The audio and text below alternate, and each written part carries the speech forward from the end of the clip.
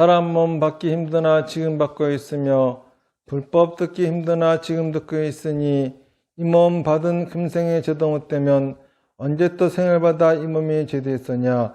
스스로 부처님께 기하여 받들어 모시고 원하건대 승승들과 더불어 대도를 체득하여 무상의 뜻을 바라겠노라. 스스로 법에 기하여 받들어 모시고 원하건대 승승들과 더불어 깊이 경장에 들어가 지혜를 받아같이 하겠노라. 스스로 승가에 기하여 받들어 모시고 원하건대 승승들과 더불어 대도를 통리하여 모든 것에 막힘없도록 하겠노라. 무상하고 심심한 법은 백천만급이 되어도 만나기 힘이드나 나는 지금 보고 듣고 얻을 수가 있었으니 원하건대 부처님의 진실한 뜻에 득하여 받들어 모시겠노라. 나무아미타불 나무아미타불 나무아미타불. 토요일 일요일은 많이들 오시더니 이제 그 평일 되니까는 많이들 안 오시네요. 그래도 저희 분당에서 오신 우리 불자님께서 여러분 데려와 주셔서 감사합니다. 여러분들이 오늘 이 자리에 모이신 것은 석가모니 부처님 진신사리를 이제 참배하려고 친경하러 오셨어요. 그런데 오봉사에서 모시고 있는 석가모니 부처님 진신사리는 그 유래가 확실한 분입니다. 다시 말해서 전 세계 여기저기에 석가모니 부처님 진신사리를 모셨다는 곳이 많아요.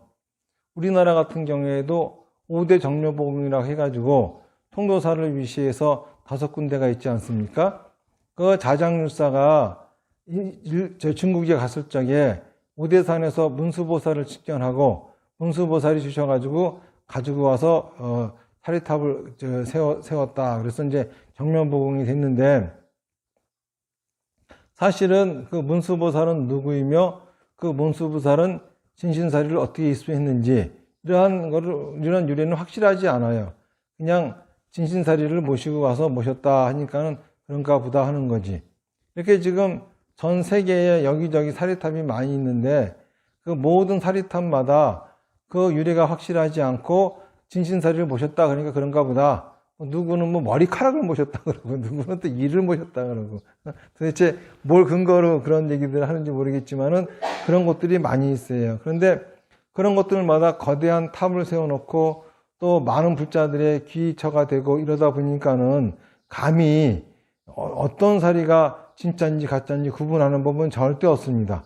그렇기 때문에 진신사리를 모셨다고 하면은 그것이 다 그런가 보다 하지 그걸 가지고 진짜네 가짜네 이거를 왈가왈부하는 것 자체가 불경스러운 일이라서 이제까지는 그런 걸 따져본 적이 한 번도 없지요. 그리고 학계에서도 그런 부분에 대해서는 누구도 연구도 안 하고 잘 말도 하려고 하지 않습니다.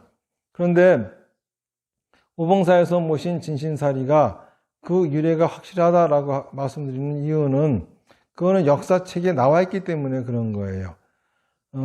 인도 전역을 통일하고 불교 신도가 된 아쇼카 왕이 불교를 널리 홍보하기 위해서 진신사리를 가지고 16개국 또 9개국이라고 하는 기록도 있고 그래서 전달했다고 하는 그러한 기록이 있어요. 그런데 그 중에서 다른 데로 전달되진 다른 곳에 간 진신사리는 그 이후에 뭐가 어떻게 됐는지 그거는 이제 기록도 남아있지 않고 해가지고 모릅니다. 그러니까는 저희 오대산에 모신 정묘복음에 모신 진신사리도 우리가 사실은 진짜인지 가짜인지는 몰라요. 그 다른 데로 간 곳들에 그 흔적이 없어져 버렸으니까 어떤 경로를 통해서 가가지고 오실 수도 있는 거죠. 그런데 유독 미얀마로 간 진신사리만큼은 그거는 그 사건이 있었어요. 진신사리를 받은 왕이 이웃나라 왕이 나 좀 친견 좀 하자 그랬더니 야만인은 친견할 수 없다 그러면서 무시를 합니다. 그러니까는 그 나라 왕이 발끈해가지고 군대를 끌고 쳐들어와가지고 그 나라를 멸망시켜 버리고 왕은 포로로 잡아가고 진신사리는 약탈을 해요. 그래가지고 자기가 잘 모셔다가 그 바간에다가 사리탑을 세우죠. 그게 이제 세다건파야라고 하는 사리탑인데 아주 굉장히 커요. 그래가지고 이 국제 문화, 인류 문화유산으로 등재가 돼 있죠. 그 사리탑을 건립한 그 왕은 그 후로 승승장구해서 그 국가가 미얀마 초대 고대 국가를 만들고 그 당시에 국가의 국력이 중국보다도 컸다라 그러죠. 그런 정도로 큰 국가를 형성을 했어요. 그러면서 이제 미얀마의 그 국가의 역사가 시작이 된다라고 할 수가 있어요. 그러니까는 그런 중요한 사건이 있기 때문에 당연히 기록이 남을 수밖에 없겠죠. 그런데 그 이후로 징기스칸이 미얀마에 쳐들어와 가지고 사리탑을 부숴버렸어요. 그래서 그거를 복원하는 과정에서 핑야라고 하는 왕국의 왕이 그거를 복원을 하면서 거기서 진신사리를 일부 모셔다가 자기가 사리탑을 세웠어요. 그게 이제 샤카인의 스위지건 사리탑이라고 하는 건데 그게 저 사진이 그 스위지건 사리탑이에요. 근데 그런데 이제 큰 스님이 미얀마에서 미얀마 정부가 일본으로 파견한 그 스님이 계셨었는데 그 스님하고 굉장히 친분이 있으셨어요. 그래가지고 이제 그 스님은 저희 큰 스님을 그 아버지 할 정도로 수양 아들이다 그래가면서 굉장히 친분이 두터웠는데 그 스님한테 저희 큰 스님이 진신사리를 좀 챙겨냈으면 좋겠다 그러시니까는 아이고 진신사리는 탑에 들어있는데 그거를 챙겨하시려면 탑을 부셔야 되는데 그게 말도 안 된다고 그래서 돌아가셨는데 미얀마로 돌아가셔가지고 자기 절에가 소속된 절의 주지 스님한테 그 사연을 얘기하니까는 그 스님이 저 스위지곤 사리탑의 총 이제 관리하시는 책임자이세요.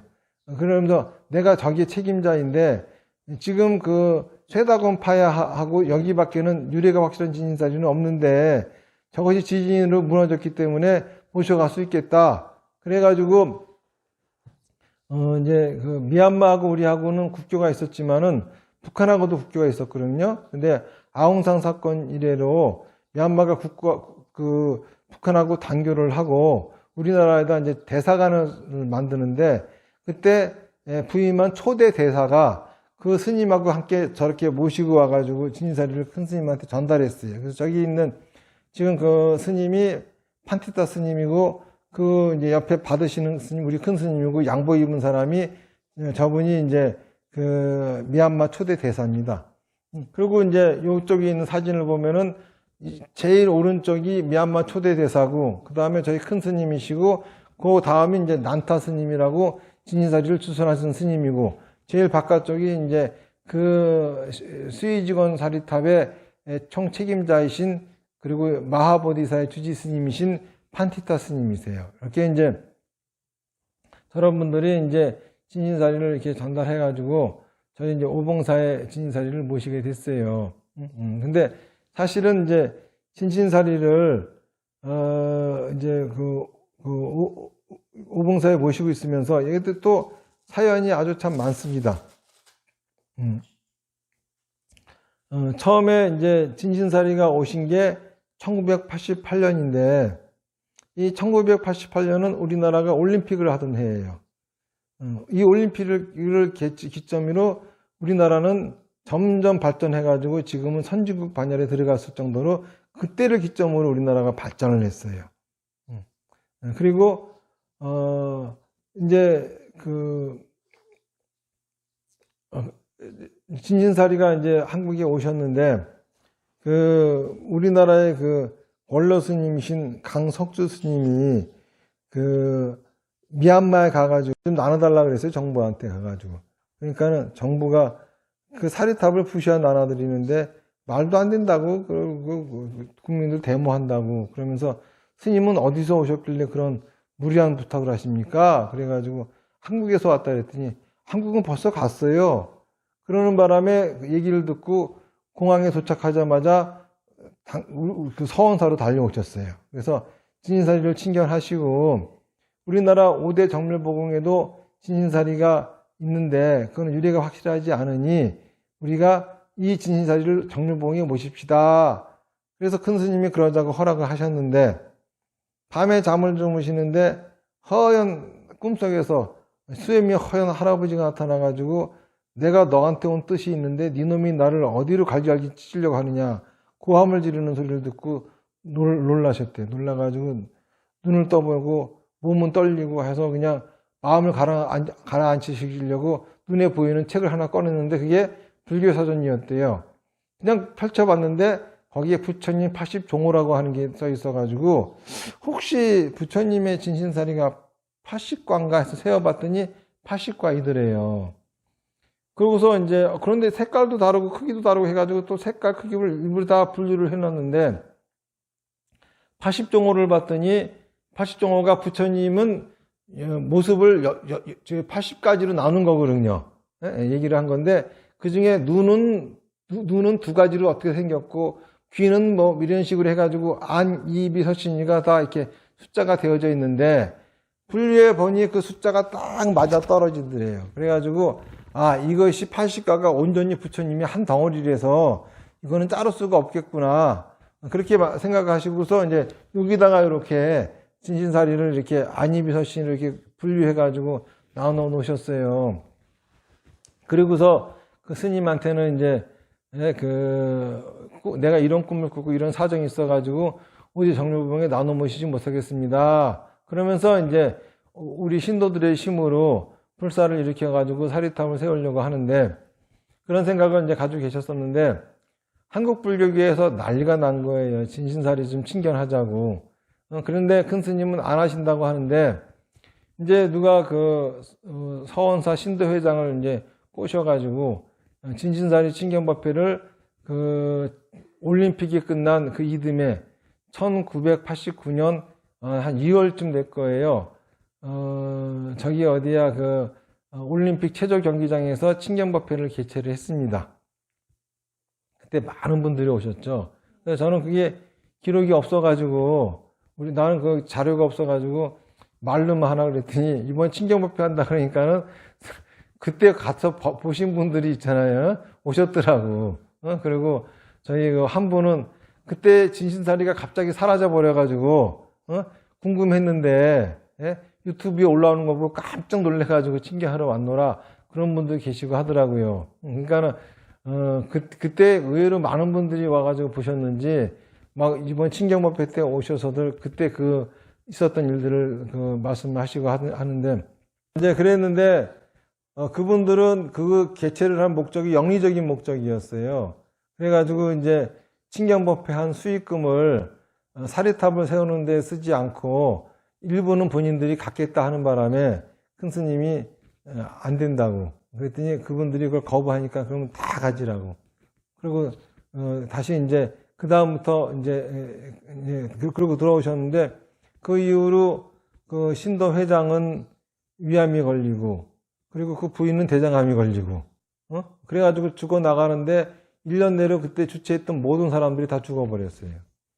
그런데 이제 우리 신도 회장은 1억 5천원 시주해가지고 오봉사 저 밑에 저희 요사치하고 대방을 만드는데 시주하는 바람에 그분은 대장암이 나와가지고 오래 사셨어요. 그래서 얼마 전에 돌아가셨는데 어쨌든간 이런 일이 있고 나서는 큰 스님이 아이고 이 진신사리는 함부로 하면 안 되겠구나 싶어가지고 그 다음부터는 이제 당신이 근거 속에 넣어두고 친견법회를 하지 않고 사세가 좋아져가지고 탑을 세울 날만 기다리고 계셨어요.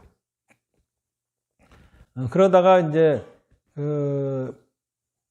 서원사가 재건축하면서 오봉사에 오시게 되고 어쨌든간 이렇게 진신사리가 오시고 난 다음에 진신사리를 모시고 있는데 서원사나 오봉사나 큰 스님이나 저한테는 좋은 일이 하나도 없었어요.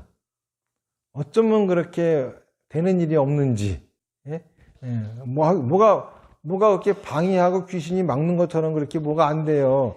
저는 항상 이 정법을 갖고 살았지 사법을 해본 적이 없어요. 점치고 부적 쓴 적도 없고 신도들 구태주는 거 그런 짓 한 것도 없고 절대 제사 지낼 적에도 될 수 있으면 음식을 안 놓으려고 그러고 그러니까 불교 교리대로 저는 하려고 하는 사람인데 되는 일이 없는 거야. 그러다가 이제 큰 스님이 열반에 드셨는데 그때 저 진신사리를 주선했던 저 난타 스님이 큰 스님은 이제 자기가 수양아들 하면서 하던 분이니까는 말이 없으신 분이에요. 그러더니 여기 오봉사로 오셔가지고 2, 3일을 계시는데 아무 말도 없이 계시는 거야. 그러다가 하시는 말씀이 진신사리를 그냥 모시고 있으면은 어려운 일이 생깁니다. 벌써 오신 지가 30년 가까이 되는데, 그리고 큰 스님이나 주지 스님이나 다 공부도 많이 하신 분이고, 그런데 이럴 리가 없는데 이 절에 이런 일이 생기는 것 자체가 진신사리를 모시지 않았기 때문입니다. 그렇게 이제, 그러니까 진신사리를 조그맣게라도 그렇게 크게 거창하게 하려고 하지 말고 조그맣게라도 그냥 탑을 하나 세워가지고 부도를 만들어 드리라고. 그런데 제가 세주건파 사리탑을 가봤는데 거기는 엄청나게 크잖아요. 그만큼 못하더라도 저 스위즈건 파고다 정도만큼이라도 해야 쓰겠는데 그만큼의 재력은 없고, 그래가지고 이제 그 말씀을 듣고도 그냥 송구스러운 마음으로 그냥 이렇게 있었어요. 그러면서 오봉사의 발전을 바라는 마음으로 부처님한테 기도를 하는데 갑자기 어디선가 그런 소리가 들리는 거야. 완벽한 게 어디 있니? 너는 그게 문제야. 도대체 그 소리가 어디서 들린지는 모르겠지만 소리가 이렇게 짜랑 하고 들리고, 이렇게 1시간 동안 사마타는데 그 소리만 들리고 아무것도 생각이 안 떠올라서 마치 무념무상 상태인 것처럼 그냥 유일하게 그 소리만 쫙 한번 내 귓가에 울리고 끝났어요. 근데 그게 뭔 소리인지 모르겠어요. 그러면서 이제 더 기도를 하니까는 지금 저기 사리탑 세우는 자리 있잖아요. 거기에다가 이제 텐트를 쳐놓고 시주를 걷는 모습을 보여주더라고. 그래서 이제, 저기다가 야외법당을 만들어 놓으면은 신도들이 막 와가지고 기도해가지고 영업 입어가지고 시주를 막 내고 해가지고 탑이 세워질란갑다. 해가지고 거기다 텐트를 이렇게 해놓고 불상도 모셔놓고 했는데 신도들이 오긴커녕 뭐 2절 다니는 신도들도 코빼기도 안 배요. 그러니까는 그러더니 이제 회오리 바람이 불어가 태풍 같은 바람이 불어가지고 텐트를 홀랑 날려버려 그냥. 두 번 다시 쓰지도 못하게 다 분질러 놓고 그랬어요. 그래가지고 그 야외법당을 치웠죠. 치웠더니 이제 조금 있더니 갑자기 또 이제 배락이 쳐가지고 나무를 갖다 반으로 쭉 갈라버리는 거예요. 그래가지고 나무에 배락 맞았으니까 오봉사 잘 되겠다 싶은데 잘 되긴 무슨, 점점 사세는 열악해져요. 그래가지고 하다 이제 힘드니까는 이제 그 판티타 스님, 난타 스님이 하신 말씀이 이제 떠올라서 지푸라기라도 잡는 심정으로, 이제 그래도 우리나라에서 제일 좋은 사리탑이 통도사 사리탑이니까는 통도사 사리탑처럼 만들어야 되겠다라고 생각하면서 전체 다 하는 건 힘드니까는 가운데 딸랑 요거만 이제 사리를 모실 수 있는 그거만 딱 이제 한 거야. 그거는 한번 4천만 원 한다고 하길래 이제 그거 이제 돈을 갖다가 이제 기를 쓰고 만들어 가지고 저희 대출 받고 해가지고 그거를 사리탑을 세웠어요. 사리탑을 세우고 났더니 제가 이제 저는 저쪽 서울로 나가서 이 포기하고 법문을 하고 싶어가지고 서울에 있다가 온 사람이라서 이 시골은 적성이 안 맞는다 해가지고 이제 그걸 발언했는데 저희 방배동에다가 이제 강남불교대학이라고 하는 거를 이제 만들게 됐고, 그런데 여전히 모든 일들이 다 순탄치 않고 잘 안 돼요. 그래서 이번에는 또 이제 강남불교대학에서 있으면서 기도를 했죠. 그랬더니 또 소리가 또 쩌렁 들리는 게, 텐트를 날리고 배락을 쳤는데도 아직도 못 알아듣겠냐고. 그러면서 이제 보여주시는 게 김정일이하고 김대중 씨 만나는 거, 김정일이가 죽은 거, 문재인 씨하고 김정은이가 만나는 거를 이렇게 보여주시는 거예요. 그래서 이제 제가 이게 뭔 소린가 하고 이제 따져보니까는 진신사리가 여기에 오시기, 서원세서 오봉사로 올라오시기 딱 1년 전 그날, 그게 이제 그 1차 회담이 2000년 6월 13일 날 있었거든요. 근데 2001년 6월 13일 날 오셨어. 그리고 또 진신사리가 큰 스님 방이 있던 거를 제가 이 법당으로 모신 날, 그날, 김정일이가 죽었어요. 그러니까 그것도 제가 이제, 어떻게 알았냐 하면은, 그날을, 어떤 점쟁이가 이 오봉사로 가서 기도하면 좋은 기운을 받아올 거라고 그래가지고, 웬 여자 두 분이 오셨어. 와가지고 저기다가 뭐 나무 심고 왔다 갔다 하고 뭐 그러대. 보시함에다 보시도 했었고 그래가지고, 그러면서 하는 말이, 오늘 김정일이가 죽었어요. 그러는 거야. 그래가지고, 그것도 좀, 왜 갑자기 갑작스럽게, 그리고 이제, 진신사리를 이제 저기다 이렇게, 조그맣게 모시고, 그 날이, 그러고도 딱 1년 후, 그쵸? 1년 후, 그날이 이제 모신 게 2017년 4월 27일이에요. 그런데 2018년 4월 27일 김정은하고 문재인이가 만났어.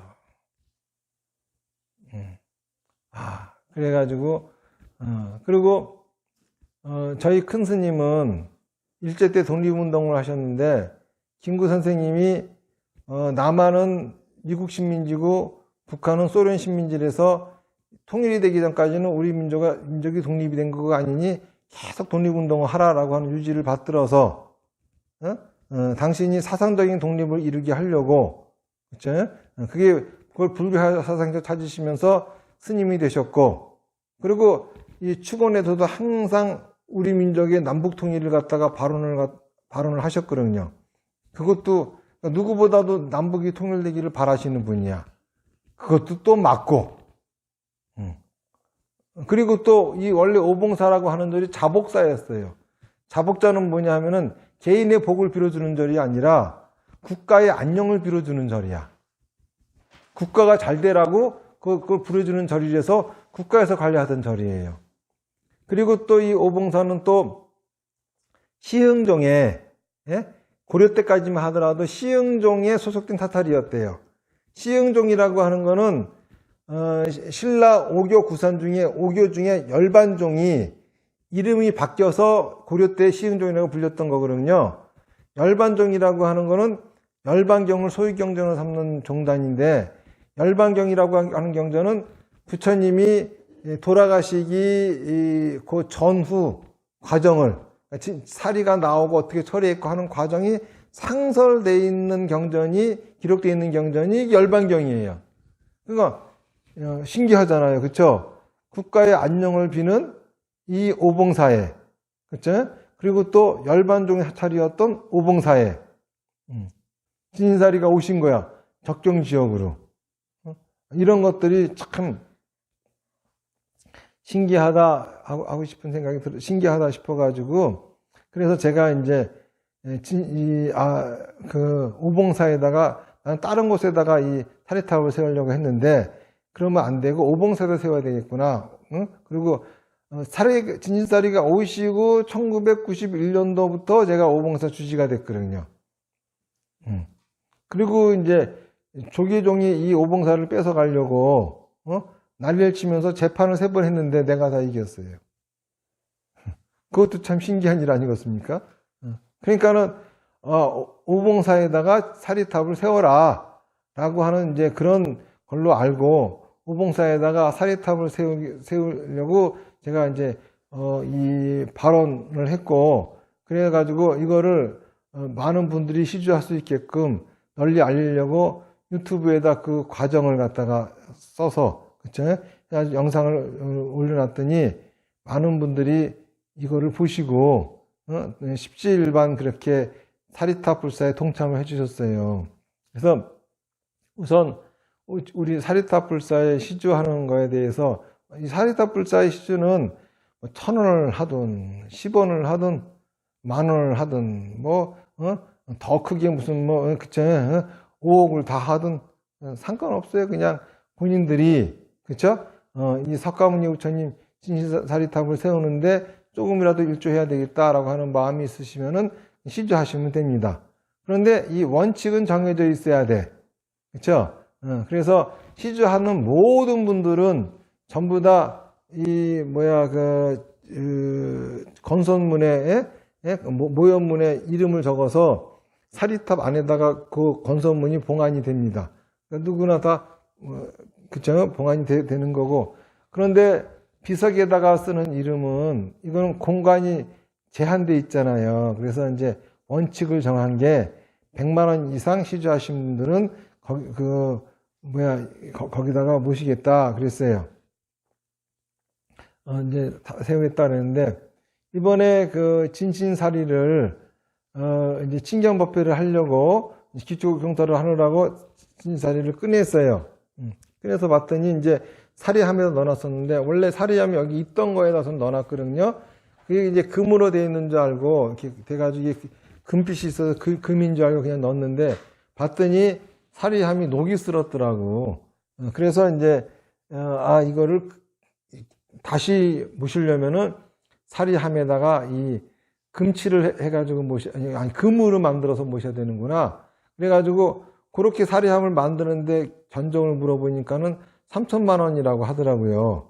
그래서 그냥 십시일반 모이는 돈이 3천만 원이 모이면은 그냥 그거 가지고 함을 만들겠지만은, 그렇죠? 행여 그 사리함에다가 내 이름, 그 사리함 조그만해 가지고 여러 사람 이름을 못 써요. 그러니까 내가 내 이름 거기다 남기고 싶다 하시는 분들은 3천만 원 이상 시주하세요. 제일 먼저 하시는 분이 내가 거기다 이름에다 넣어 드릴 거예요. 그리고 진신사리의 의미는 이 소원이 성취되는 거예요. 소원이 성취되어지는 건데, 진신사리에는 다른 의미가 하나도 없습니다. 진신사리에 참배하고, 그렇죠? 기도하고 시주하고 하면 소원 이루는 용도, 그러니까는 도끼병 방망이 같은 용도 외에는 아무것도 없어요. 그런데 소원이라고 하는 것도 간절하면 할수록 더 이루어지는 거야. 근데 만약에 여러분들 소원 중에 그냥 그렇게 간절하지 않고 그냥 부처님의 진신사리 다 세우는데 일조하겠다 하는 분들은 성심성의껏 하면 되고, 내가 소원을 이루는데 내 소원이 내가 최선을 다하면 이룰 소원이다 그러면 최선을 다하는 시주를 하시면 되고, 내가 최선을 다해도 이룰 수 없고 부처님이 가필력이 필요하겠다 그러면 최선 그 이상을 하세요, 시주를. 근데 저는 생각에 아무리 없는 사람이라 하더라도, 그쵸? 자기 능력을 초월해서 만든다면은 돈 1,000만 원 이상들은 만들 수 있지 않을까 싶어가지고, 돈 1,000만 원 이상 시주하시는 분들은 거기다가 자기 이름하고 발음문을 써가지고 사리함과 함께 제일 위에다 같이 이제 모셔드리려고 그래요. 근데 이것도 물론 신천자가 없으면 안 하고, 근데 이것도 이제 사리함이 봉안이 돼버리면은 다시 거기다가 그런 걸 넣고 싶어도 넣을 수 있는 기회는 없는 거죠. 근데 이런 것들은 어떻게 길을 써서든지 사람들한테 큰 돈을 시주받고 싶어서 하는 게 아니라, 그치? 여러분들 소원이 이루어졌으면 하는 것들, 그리고 또 하나의 그런 걸 하기 위해서는 뭔가 원칙이 정해져 있어야 되지 않겠습니까? 그래서 이제 그런 원칙을 정해놓은 겁니다. 하여간 이제 이러한 의미로서 우리가 그 석가모니 부처님 진신사리탑을 이제 세우는 그런 걸 하는 건데, 사실 제가 조금 전에 그런 말씀을 드렸죠. 그 석가모니 부처님을 모시는 게, 저는 이제 부처님이 주신 의미가 우리 민족의 남북 통일을 이루게 하려고 진신사리가 이 적경지역인 오봉사에 오셨고, 그래서 사리탑을 갖다가 세우라고 하신다라고 생각을 하고 그렇게 이제 있어요. 그런데 아주 신기한 일이 생겼잖아요. 무슨 일인지 아세요? 여러분들 아세요? 무슨 일이 생겼냐 하면은, 친경법회가 시작한 날이 6월 29일이에요. 근데 이날 무슨 일이 있었습니까? 트럼프가 갑자기 한국에 찾아왔어. 그쵸? 그리고 그 다음 날이 어제죠. 30일. 트럼프가 예정에도 없던 김정은이하고 만났어요. 근데 그 전까지만 해도 어땠습니까? 이 북한하고, 그쵸? 뭔가 좀 서로 사이가 안 좋은 것처럼 분위기가 좀 험악하게 돌아가는 마당에 갑자기 친경법회를 한다고 하니까는 분위기가 조성이 돼요. 그러면서 이제 저는 속으로 이제 우라통이 터지는 거야. 남북이 통일이 되든 말든 그 나하고 뭔 상관이냐고. 뭔 얘기인지 아시겠어요? 남북이 통일이 된 건 그거는 부처님이 알아서 하시면 될 일이지 난 좋을 게 하나도 없다고. 내가 바라는 거는 빨리 오봉사가 발전하고 나는 우리나라 이 불교를 좀 뒤집어 엎어가지고 사람들이 제대로 된 불교를 알게 해주고 싶은데 이거는 도대체 언제쯤 내가 할 수 있게 되는 거냐고. 그러면서 부처님한테 이제 원망 어린 소리로 그리고 친경법회를 하면은 사람들이 와가지고 시주를 많이 할 줄 알았더니 그런 것도 아니고 어느 세월에 저걸 지고 그 세월 동안 나는 힘만 들지 않겠느냐 이러면서 이제 어저께는 사마타를 하면서 그런 생각을 문득 했어요. 그랬더니 갑자기 보이는 게 뭐가 보이냐 하면은 지금 저 사리탑 지금 기초 작업 해놓은 데 있잖아요. 거기에 그 가운데 그 사리탑 세우고 그리고 가운데에 신사리가 묻혀져 있는 거야. 그리고 사람들이 저 콘크리트 바닥에 앉아서 기도들을 하네. 그리고 또 저 밑에 요사체는 다 없어지고 거기는 기도하러 오는 사람들이 숙소로 다 바뀌어 버렸네. 그래서 저는 그냥 그렇게 보인 거예요. 그래서 저는 그 생각을 그거를 어떤 뜻으로 받아들였냐 하면은 진신사리를 일단은 그쵸? 기초 작업을 해가지고 모시면은 다시는 이제 옮길 수가 없잖아. 이제 끝난 거잖아. 사리도 안치가 됐잖아. 탑은 다 완성이 안 돼도. 그거를 부처님이 나머지는 당신이 기도하는 사람도 소원 이뤄가면서 하실 거고 거기까지가 네 일이다. 이러는 메시지로 저는 그걸 받아들였어요. 그러니까는 나는 우라통이 터져가지고 남북 통일되면 뭐 하냐고. 친경법회 왔으면 시들이나 많이 하고 가든가 그냥. 와가지고 빽빽 쳐다보고 다들 보고 가고 말이야. 언제 모여서 저 사리탑이 다 서야 나한테 좋은 일이 있다고 막 이러면서 내가 이제 분통을 터뜨리면서 기도를 했어요. 어저께 기도를 했어요. 그랬더니 그런 일이 있더라고. 그걸 딱 보고 나니까는 말이 맞지 않아요? 그렇죠? 그래서 저는 이제 물론 사리함을 시주할 분이 나오면은 바로 하겠지만은 그렇지 않으면은 이제 지금 또 자꾸 거치고 있거든요. 지금 한 5천만 원 넘게 거쳤어요. 그래서 3,200가구 저거 했으니까 이제 조금만 더 모이면 3천만 원 되니까 사리함 모시면 그만이야. 그쵸? 그래가지고 이제 모셔가지고 봉안을 하면 되는 거니까. 그러면 이제 부처님이 사람들한테 그러면 이제 많은 분들한테 여기 진신사리가 있으니 기도하러 와라. 우리가 5대 정멸복음을 왜 갑니까? 그러니까 진신사리인지 뭔지 사실 유래도 확실하지 않은데도 이렇게 1000년이 넘게도 사람들이 다니면서 거기 가서 기도하고 하는 이유는 영험이 있기 때문이잖아요. 진신사리는 본래 영험이 있는 거예요. 그래가지고 와서들 기도들을 하고 하면은 다들 소원 성취하고 소원 성취 하시는 분들이 그쵸? 부처님의 은혜를 입었으니까는 사리탑에 시주하는 그런 그림인가 보다. 저는 이제 어저께 봤던 거를 그렇게 해석을 했죠. 그래서 뭔가 좀 어저께 사마타 하고 나서 기도하고 나서 좀 마음이 좀 홀가분해졌어. 마음이 홀가분해진 게 지금 기초는 해놨고 사리탑 모시겠다 하는 거는 이제 별로 어렵지 않아. 그쵸? 나머지 다 하려면은 돈 5억이 거쳐야 되겠지만은. 그쵸? 그래가지고, 그다음부터는 부처님이 알아서 하신다는 소린갑다. 나는 사람들한테 오봉사에 기도하러 오라고, 자꾸 알려주고, 그리고, 바르게 법문하고 하면 되지 않을까 하는 생각을 이제 저는 하게 됐습니다.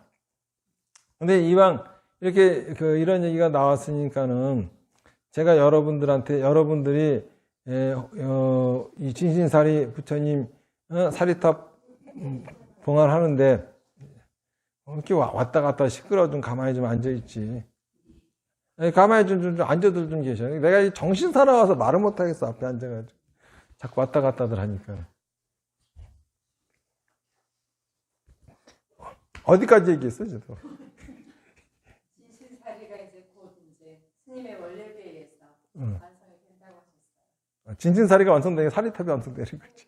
그러니까 이제 조금 있으면은 그렇게 이제 그쵸? 콘크리트는 돼 있고 일단은 조그맣게라도 사리탑은 진신사리는 봉안이 되는 거잖아. 그러면 봉안이 됐으니까 사리탑이 완성된 거잖아. 그러니까 세상에 그러니까 그 옆에 사람들이 모여가지고 기도하고 이런 모습이 보인다고 하는 것 자체가 그런 식으로 자꾸 사람들이 와서 편안하게 기도할 수 있게끔 그러니까 소원 이루고 싶은 사람들이 와서 하게끔 그러니까 나는 자꾸 분위기를 만들어주고 도량을 그렇게 앞으로 만들어가기만 하면 될 일이지 길을 쓰고 5억을 긁어 모아가지고 저거를 하려고 할 그럴 일이 아니라는 거죠. 하지만은 이왕 이렇게 이제 친경법회에 오시고 하셨으니 여러분들이 사리탑 불사에 마음을 낼 수 있게끔 제가 시주하는 공덕이 얼마나 큰지 그런 걸 한번 몇 가지 말씀을 드릴게요. 여러분들 그 심청전 다 아시죠? 심청전이 뭡니까? 제목이 효녀 심청이야. 근데 잘 봐봐. 심청전 보면은 끔찍합니다. 돈 없는 데 있잖아요. 웬 이상한 스님이 하나 찾아와가지고, 그쵸? 없는 사람한테, 그 시주하면 눈 뜬다고 있잖아요. 사기를 쳤어요. 그래가지고, 그 사기에 꼴떡 넘어가가지고, 심청이가 있잖아요. 효녀는 무슨 효녀야. 눈먼 지에 애비 홀로 남기두고 바다 몰래 뛰어들었어. 그냥 그런 내용이잖아.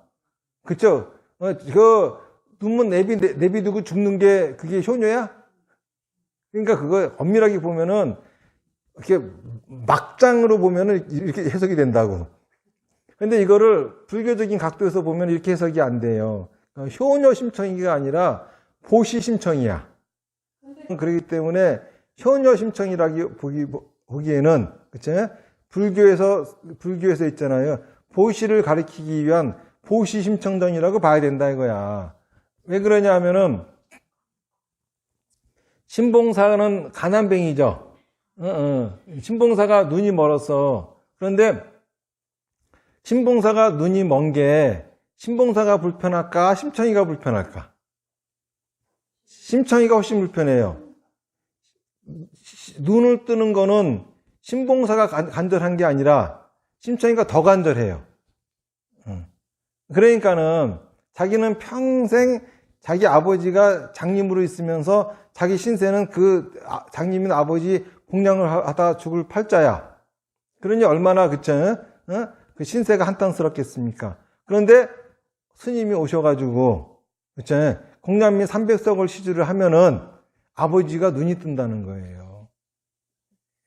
그러니까 기적 같은 일이 벌어진다는 거죠.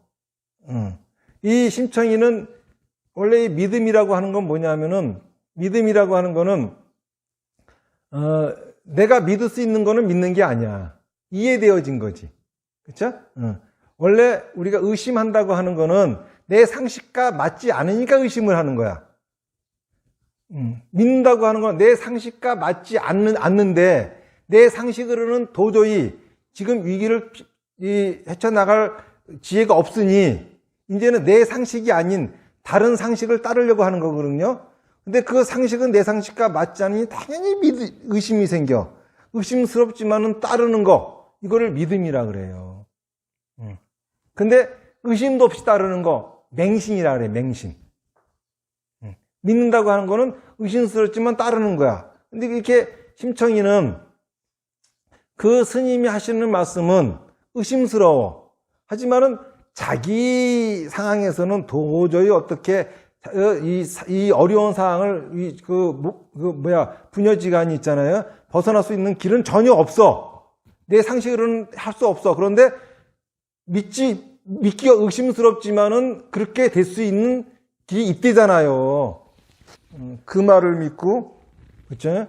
공양미 300석을 갖다 시주하고 싶은 마음이 간절한 판에 중국 상인들이 인당수에 떨어져 죽을 처녀를 찾는데요. 그러면은 달라는 거 다 준다고. 그러니까 공양미 300석을 요구하고 심청이는 인당수로 뛰어내렸죠. 뛰어내렸더니 신봉수가 눈을 떴어? 안 떴어요. 뺑덕 어머니한테 사기당하고, 그쵸? 더 공궁에 빠졌어요. 하지만은, 그쵸? 자기 생명을 던진 그 심청이는, 그쵸? 자기 팔자에는 도저히 결혼할 수 없는 대상과 결혼을 하게 되고, 그쵸? 다시 아버지를 만나게 되고, 아버지가 놀라서 눈을 뜨게 되고, 이런 기적이 일어나잖아요. 이거는 불교에서 얘기하는 진정한 보시가 뭔지에 대한 이야기가 바로 이 심청전이라고 볼 수가 있어요. 심청전을 이러한 각도에서 보면은, 그쵸? 심청전에 보면은 분명히 그 가난뱅이 그 신봉사한테 공양미 300석을 시주하는 스님에 대해서 나쁘게 나오는 글은 하나도 없어. 다 긍정적이고 좋게 나오지. 그쵸? 근데 현대사회에서 봐봐. 그러면 흉볼 거 아니야. 그러니까 이게 바로 심청전이에요.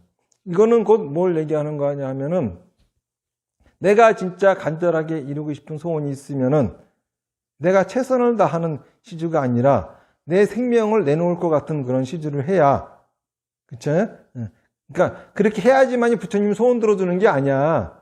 왜냐하면은 그렇게 해야 내 집착이 내려놔지면서 내가 내 원이 이루어지는 거죠. 그리고 여러분들 그 삼국유사에 나오는 그 불국사 석굴암을 만들게 된 그 얘기 들어본 적 있으세요? 저기 그 모양리 경주 모양리에 경조라고 하는 여인이 살고 있었는데 이 여인에게는 대성이라고 하는 아들이 있었어. 왜 이름이 대성이냐 하면은 머리가 커. 그래가지고 큰 대자에다가 성자 머리가 성만큼 크다 이거야. 이름이 대성이에요. 이름이 대성인데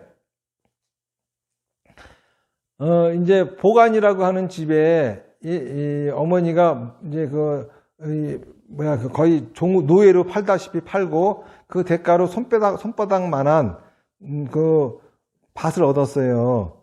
근데 이 대성이가 이제 보간이 집에 가가지고 일을 하는데 스님이 와가지고 시주를 권하니 이 보간이라고 하는 사람이 스님이 달라는 시주를 듬뿍 해요. 이 스님이 이 시주 한 거에 100배의 공덕을 얻을 겁니다. 100배의 이익 얻을 겁니다. 하니까 그 말을 듣고 대성이가 머리가 크니까 머리가 좋고는 계산이 빨리 돌아가거든.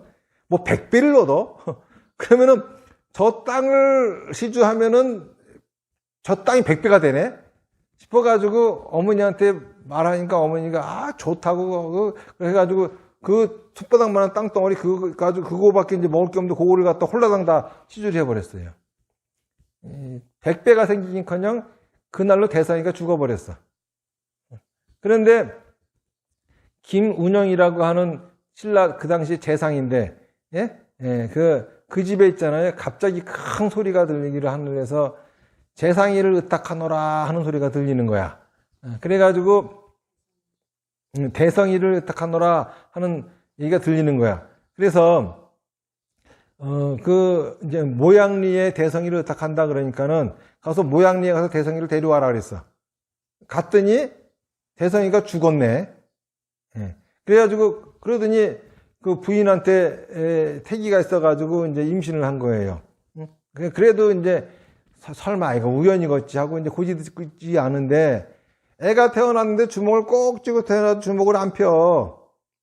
나중에 이제 손을 딱 피는데 봤더니 여기다 대성이라고 써 있는 거야.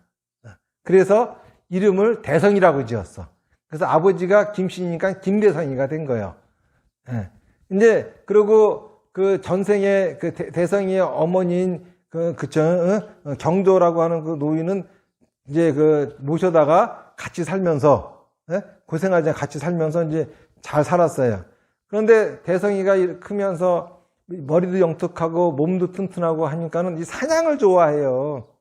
그러다 어느 날 큰 곰을 한 마리 죽였어. 그랬더니 꿈속에서 곰이 나타나가지고 하는 말이 내가 너한테 뭘 잘못했길래 나를 이렇게 죽이느냐. 무서워가지고 그냥 벌벌 떠니까는 이 곰이 하는 말이 내가 다시 사람으로 태어나게 고물한테 사람으로 환생할 수 있게 나를 왜 절을 지어주면 내가 용서하겠다. 그래가지고 약속을 하고 곰이 죽은 자리에다가 절을 세워서 절 이름을 오래 살으라고 하는 뜻에서 장수사다라고 했대요. 그런데 이제 그런 일이 있고 나서 내가 부처님한테 시주한 공덕으로 이렇게 세상집에 태어나가지고 이런 일이 있었는데 내가 그동안 살생을 자행하고 이런 짓을 하느라고 이러다 보니까 안 좋은 일이 있었구나 하는 생각이 들어가지고 그래서 이제 금생의 부모님을 위해서 지은 절이 불국사고 전생의 부모님을 위해서 석굴암을 지었다. 김대성 씨가 살아생전에 완공을 못하고 나중에 그걸 국가가 물려받아가지고 신라라고 하는 나라가 그 불사를 이루어가지고 지금도 그치? 김대성의 설하는 삼국유사에 그대로 나오잖아요. 그리고 또 하나 철원에 신문사라고 하는 절이 있었어요. 철원에 신문사라고 하는 절이 있었는데 거기에 이제 묘선이라고 하는 스님이 한 분 계셨는데 신문사 절이 낡아가지고 이 중창불사를 해야 되는데 이제 그 신도도 없고 시주도 거둘 길이 없고 그래서 주지 스님이 걱정하고 있으니까는 묘선 스님이 주지 스님한테 찾아가가지고 제가 한번 화주를 해보겠습니다. 그러고 나서가지고 이제 100일 동안 기도를 했어. 딱 100일째 기도가 끝나는 날에 관세음보살이 나타나셔가지고 오늘 만난 첫사람이 시주할 테니 그 사람한테 화주를 하라 그래가지고 그래서 기분 좋게 나가는데 세상에 나무꾼 허름한 차림에 나무꾼이 나무하고 있는 사람을 처음 만나네요. 그래가지고 저런 사람이 어떻게 그 돈을 시주해 싶어요. 하지만 그래도 꿈이 그러니까 가가지고 시주하라 그랬더니 덥석한대요. 그래가지고 당신 행색을 보니까 돈도 없고 큰 돈인데 뭔 그런 돈이 있다고 이렇게 거짓말 하냐고 사람이. 그랬더니 하는 말이 자기가 장가 좀 한번 가보려고 어디 머슴살이 하는 사람인데 40년 동안 돈을 모아놓은 게 있대요. 근데 이제 나이가 50이라서 장가하긴 틀렸고 이거 가지고 절에다가 시주하고 그래서 자기는 이제 내생이나 보겠다. 그러니까는 그 돈을 받아가지고 이제 불사를 시작했는데 이 사람이 갑자기 병에 걸려가지고 시름시름 누워가지고 그쵸 그러네. 그러니까 이제 일도 못하니까 머슴으로 쫓겨났어. 그걸 갖다가 절에다 데리고 와가지고 지극정성으로 봉양을 하는데 참 그것도 무심하게 죽어버린 거야. 그러니까는 묘선 스님이 막 화가 나가지고 도끼를 들고 와가지고 불상에다 머리를 찍으면서 이 부처가 무슨 가피력이 있고 영험이 있느냐고. 그러고 났더니 이제 정신 차려보니까는 끔찍한 짓을 했거든요. 그래서 머리 나죠. 그래가지고 저를 버리고 이제 갔는데 하던 게 중노릇이라고 다른 걸 할 것도 없고 이제 술이나 먹고 중옷 입고 다니면서 이저저저 방황이나 하는 그런 세월을 살았어요. 그러다가 간간히 소식 듣기는 그 도끼가 누가 뽑으려고 해도 안 빠지더라 이런 소문이 들려서 30년 후에 내가 한 짓이니 내가 뽑아드려야지 싶어가지고 이제 도끼를 뽑으러 철원 신문사로 온 거야. 왔더니 사또가 새로 부임을 해가지고 그거 참 신기한 게 다 있다고 자기도 도끼를 뽑아보겠다고 왔어요. 그래서 그 젊은 사또가 도끼를 쑥 뽑으니까는 세상에 도끼가 쑥 뽑히는 거야. 근데 거기에 뭐라 글자가 써 있는데 이거를 이 사또가 읽는데 화주, 시주, 상봉이라고 써 있는 거예요. 그거를 듣고 묘선 스님이 그 사또를 껴안고 울면서 당신이 정생에 박씨였구려 그러면서 그래서 자초증을 얘기하니까는 내가 전생에 그렇게 시주한 공덕으로 다시 이 몸을 받고서는 도저히 이 공덕을 입을 수 없으니 새로운 삶을 주시느라고 그랬다 해가지고 이제 그 묘선 스님한테 이제 그 사또가 막 또 시주를 해가지고 30년 동안 멎어있던 불사가 다시 진행이 되면서 불사도 무사히 끝나고 그 스님은 심원사에 또 주지가 돼가지고 후학도를 많이 양성하는 큰 스님으로 가셨다는 얘기가 있어요. 이런 것들이 다 불교계의 책의 기록으로 내려오는, 그쵸? 실제로 심청전은 우리가 너무 알고 있는, 그쵸?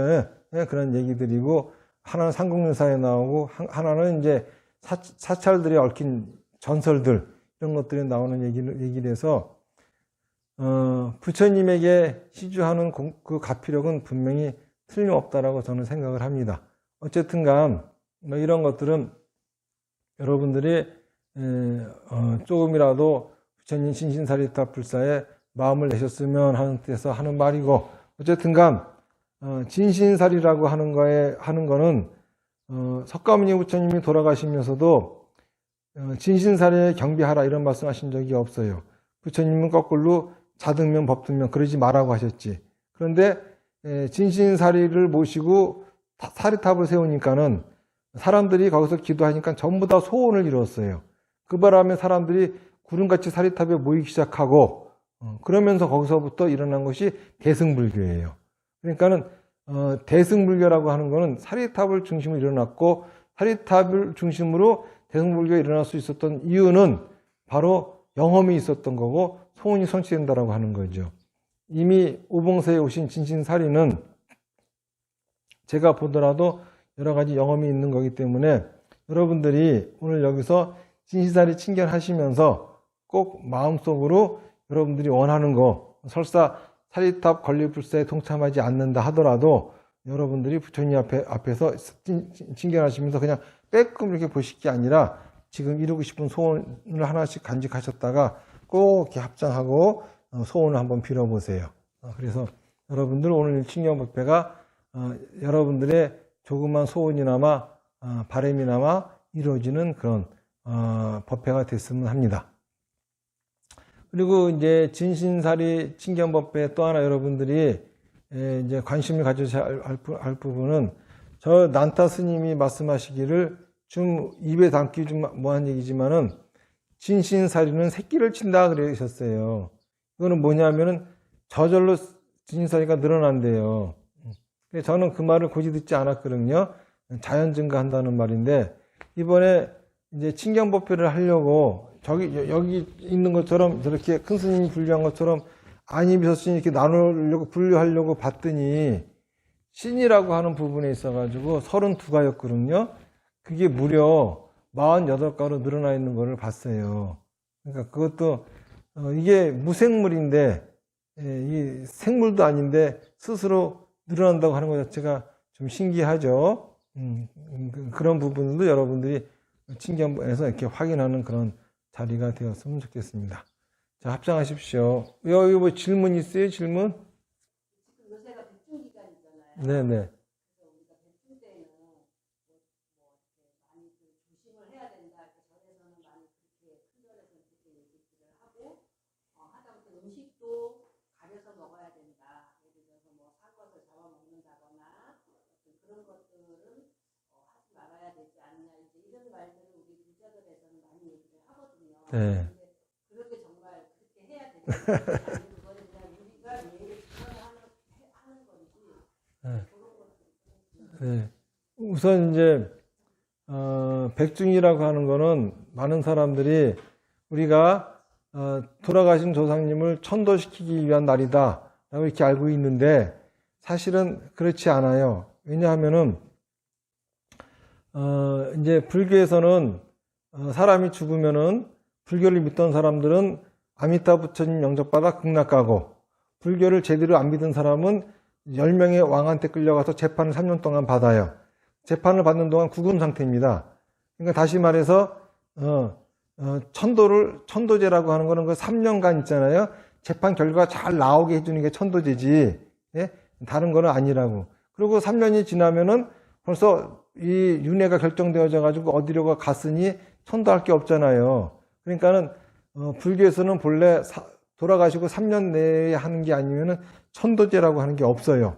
그런데 우람분절은 목련존자가 자기 어머니가 아기기에 빠져 있는 걸 보고 어머니를 구하려고 하는데 구할 수 없으니까는 부처님이 방편으로서 스님들한테 대중공양을 하고 스님들은 목련존자의 대중공양을 받아 그 어머니를 위해서 축원을 하라라고 하셨어요.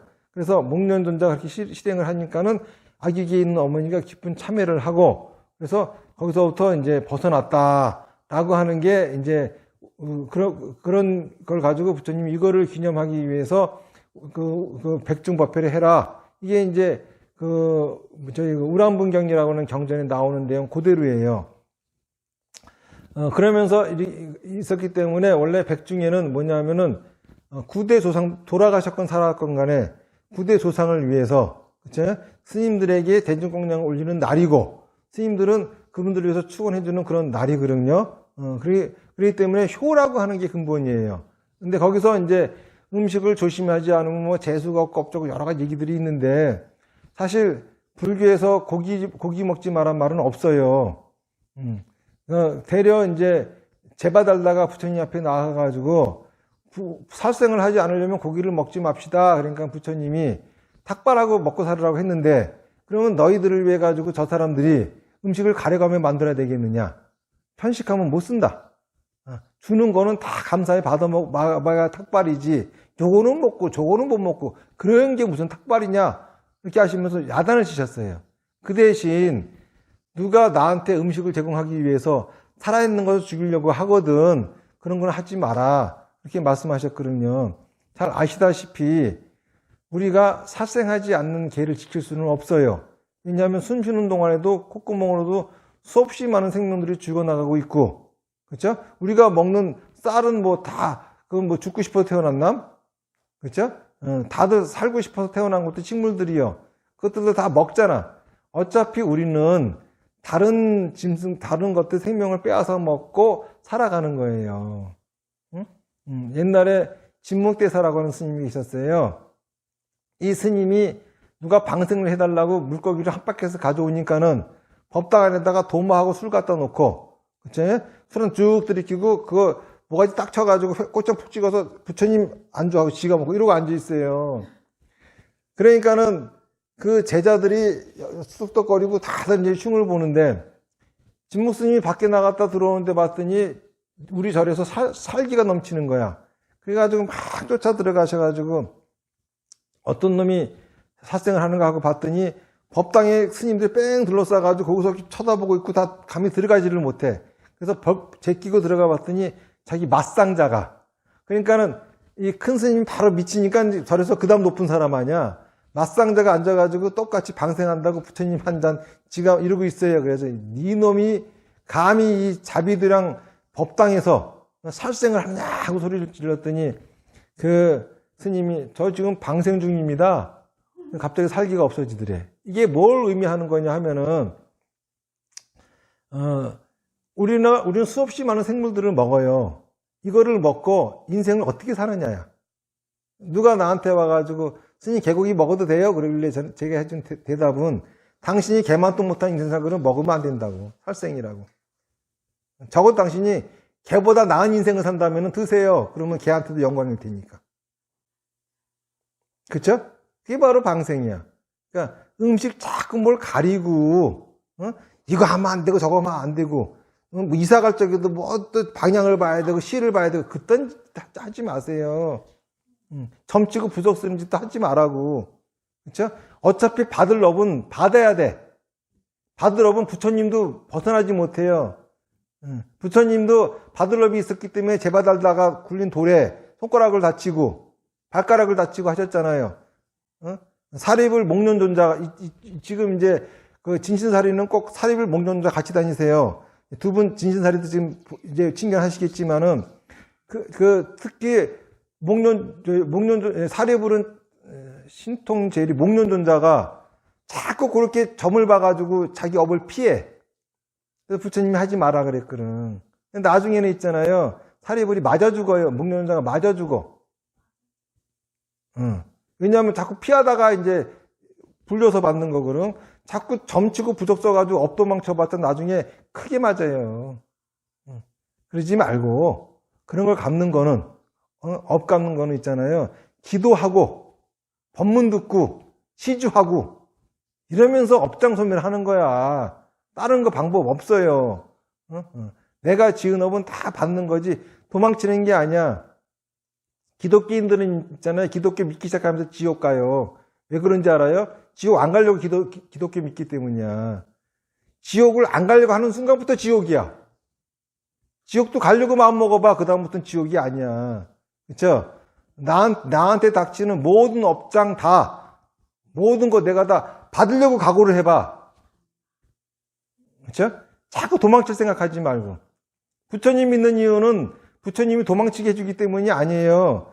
부처님이, 그쵸? 부처님 품 안에서 꼭 안겨가지고 그 모든 업보를 다 받아서, 그쵸? 없애 나가려고 부처님 믿는 거야. 그러니까는, 우리 한분 백중이 됐다가도 이거 하면 안 되고 저거 하면 안 되고 그런 거 없고, 백중의 의미는 스님들한테 대중공양하고, 스님은 축원하고, 그날은 뭘 생각하는 거냐면 효를 생각하는 거야, 효. 그쵸? 자식으로서 내가 부모한테 효를 했나 안 했나?